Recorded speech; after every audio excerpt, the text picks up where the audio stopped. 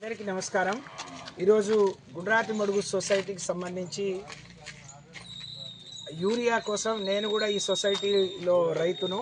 నాకు 5.5 ఎకరాల భూమి ఉంది. ఇప్పటివరకు ఒక బస్తా యూరియా కూడా రాలేదు.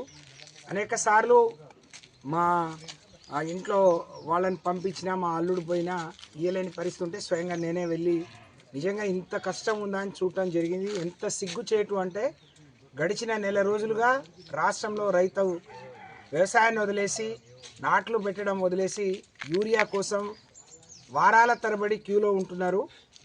10 ఎకరాలున్నా 5 ఎకరాలున్నా ఒక్క బస్తా మాత్రమే ఇస్తున్నారు. ఇది చాలా దుర్మార్గం. ఈ ప్రభుత్వం మీద, యూరియా రైతుల కష్టాలు చూస్తే ఈ ప్రభుత్వం మీద మరి దున్నపోతు మీద వానబడ్డట్టు ఉంది తప్ప ఈ రాష్ట్ర ప్రభుత్వానికి, రేవంత్ రెడ్డి గారికి చీమ కుట్టినట్టు లేదు.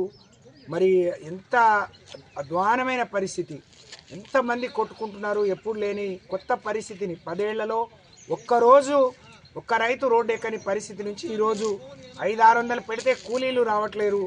కానీ వాళ్ళ వేసిన పొలాల్లో దిగుబడి రాదని ఎకరానికి ఒక బస్తా ఇచ్చినా బాగుండు.